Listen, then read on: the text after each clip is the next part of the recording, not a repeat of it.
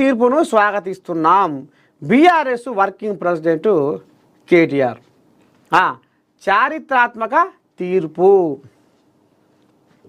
చారిత్రాత్మక తీర్పు ఏది? 3 నెలల్లో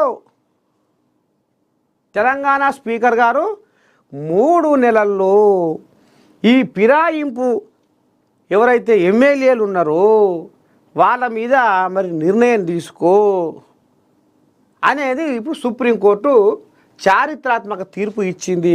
దానికి మేము మామిడి తోరణాలు పెట్టి స్వాగతం పలుకుతున్నాము అని ఇప్పుడు ఈ కోయిలాగా లెంకలు కొడుతుంది.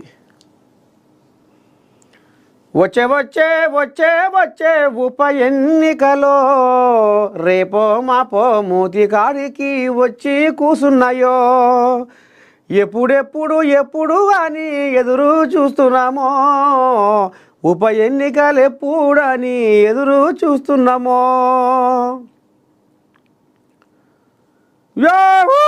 ఓరు మల్లిగా ఎలిగా పులిగా అచ్చిగా పచ్చిగా ఎడవన్నారు రారా రారా రారా రారా అని ఇక మరి ఏమంటారు చూడు, బావుల పోయింటి శరకల పోయింటి సీమల పోయింటి కూతేసినట్టుగా ఇప్పుడు ఈ కోయిలాగా లెంకలు కొట్టి కూతేస్తుంది. ఏమని?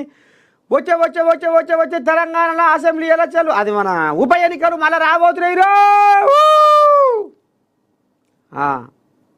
అందుకనే తట్టా బుట్టా చదువుకొని మూటా ముళ్ళే చదువుకొని ఏడ పెట్టుకోను ఆడ పెట్టుకోరు, ఎప్పుడు తీయాలో అప్పుడు తీయాలి, ఏడంగా ఖర్చు పెట్టాలో గాడంగా ఖర్చు పెట్టాలి, మంచి చదువుకోరు మామూలు. కానీ వస్తాయి తప్పకుండా ఉప ఎన్నికలు వస్తాయి అని ఇప్పుడు ఈ కోయిలాగా మేము సుప్రీంకోర్టు తీర్పును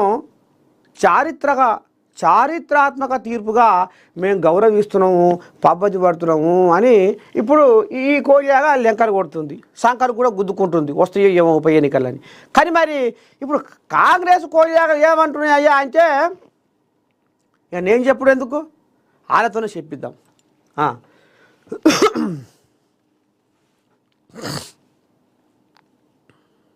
ఆ బచ్చిగాని నీళ్ళేమను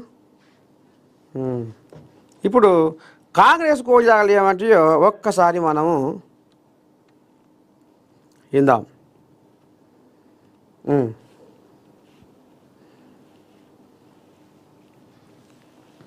ఓ తల్లికి ఫోన్ చేస్తున్నా, మరి తల్లి ఏమంటారు?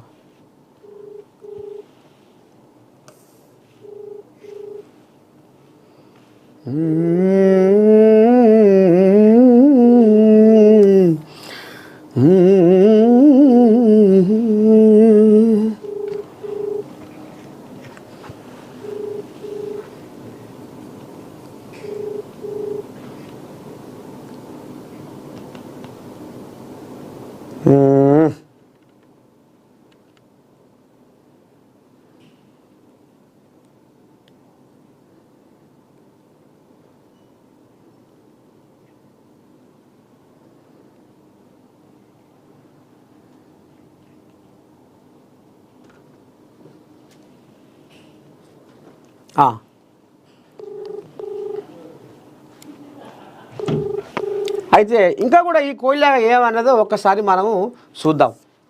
2లో రాసుకొచ్చిందట. 2లో హలో చెప్పండి తాత. తల్లి శనార్థి, ఇగో మీరు మార్నింగ్ న్యూస్ లైవ్లో ఉన్నారమ్మా. చెప్పండి తాత. ఇప్పుడు ఏమి లేదు, కేటీ రాములు ఏం అమ్మాయి వెళ్ళబోసుకుంటుండంటే సుప్రీంకోర్టు తీర్పు ఫిరాయింపు ఎమ్మెల్యేల మీద ఇక మరి ఇది ఇంకెన్నాళ్ళు పెండింగ్లో పెడతారు, 3 నెలల ఏదో నిర్ణయం తీసుకోవాలి అన్నట్టుగా ఇక మరి సుప్రీంకోర్టు ఏదో తీర్పు ఇచ్చిందట. మరి ఇప్పుడు ఇది చారిత్రాత్మక తీర్పు, ఇక ఉప ఎన్నికలు రాబోతున్నాయి అని ఇప్పుడు బీఆర్ఎస్లు సంకలు గుద్దుకుంటున్నారమ్మా. మరి ఏం చెప్తావు కేటీ రాములకు? నమస్తే తాత. ఏం లేదు, కేటీ రామారావు మాట్లాడే మాటలు చాలా హాస్యాస్పదంగా ఉన్నాయి. అంటే 1,000 మన వైపు చూయిస్తే 4,000 ఆయన వైపు చూయిస్తే అనే విషయాన్ని మర్చిపోతున్నాడు. గతంలో వీళ్ళు 2014 నుండి ఇన్ని పార్టీలను తమలో కలుపుకున్నారు. ఎంతమంది ఎమ్మెల్యేలను అక్రమంగా తమలో కలుపుకొని పార్టీలను విలీనం చేసుకున్నట్టుగా, ఎల్పీలను విలీనం చేసుకున్నట్టుగా అక్రమంగా చేసిన విషయాన్ని మర్చిపోతే ఎట్లా తాత? ఈ రోజు ఏదో మాట్లాడుతున్నారు వాళ్ళు. 2014లో టీడీపీ పార్టీని, 2018లో కాంగ్రెస్ పార్టీని, 2018లో గెలిచిన కాంగ్రెస్ పార్టీ ఎమ్మెల్యేలను లాక్కొని ఒకేసారి వీళ్ళు జైన్ అయ్యిండ్రు అని చెప్పి అప్పుడు వాళ్ళు జైన్ అయిన వాళ్ళను చూపించి ఒకేసారి జైన్ అయ్యిండ్రు వీళ్ళు విలీనం చేస్తున్నారని చెప్పి లేఖ రాసిండ్రని చెప్పి వాళ్ళు రాస్తే సహేతుకం, వాళ్ళు చేస్తే సహేతుకం. ఈ రోజు వేరే పార్టీలు చేస్తే అదే. ఈ రోజు స్పీకర్ గారు ఒకటే అంటున్నారు, దీన్ని మేము పరిశీలిస్తున్నాము, ఖచ్చితంగా వాళ్ళకి నోటీసులు ఇచ్చాము, పరిశీలిస్తాము, దానికి కొంత టైం పడుతుంది, లీగల్ గా ఎలా పోవాలో అలా పోతాం తప్ప ఏది పడితే అది మాట్లాడే విధంగా ఉండదు కదా అన్నట్టుగా స్పీకర్ గారు అన్నారు. ఈ రోజు ఉప ఎన్నికలు వస్తాయా? ఉప ఎన్నికలు అంటే వాళ్ళకు చాలా సంతోషం. గతంలో చూసాం 2014 నుండి 2023 వరకు 6 నెలలకు ఒక ఎలక్షన్, సంవత్సరానికి ఒక ఎలక్షన్ లాగా ఎప్పుడు ఎలక్షన్లు పెట్టుకుంటూ ఎలక్షన్ పీరియడ్ మాటగా ఆ ఎలక్షన్ కోడ్ వచ్చిందని చెప్పేసి ప్రజల సంక్షేమ పథకాలు నిలిపేసిన చరిత్ర చూసాం. ఈ రోజు వాళ్ళకు బై ఎలక్షన్ రావాలని సరదా, వాళ్ళు బై ఎలక్షన్ పార్టీ, అది ఎప్పుడు బై ఎలక్షన్ పార్టీ. ఉద్యమంలో ఉన్నప్పుడు కూడా చంద్రశేఖర్ రావు గారు రాజీనామా చేసి బై ఎలక్షన్ పోదామా అని చెప్పడము, ఎప్పుడు ఏదైనా సమస్య ఉంటే దాన్ని తప్పించుకుంటూ బై ఎలక్షన్ పేరుతోటి దాన్ని వేరే రకంగా మార్చడము, దాన్ని మలుపు తిప్పడం అనేది వాళ్ళకు వెనుతో పెట్టిన విద్య. కాబట్టి ఖచ్చితంగా కోర్టు ఆర్డర్ ఇవ్వలేదు, కోర్టు డైరెక్షన్ చేసింది, మీరు 3 నెలల్లో తీసుకోండి అని చెప్పి స్పీకర్ స్థానం కూడా ఒక గౌరవప్రదమైన స్థానము, ఒక చట్టబద్ధమైన స్థానం. కాబట్టి మీరు ఈ విషయంలో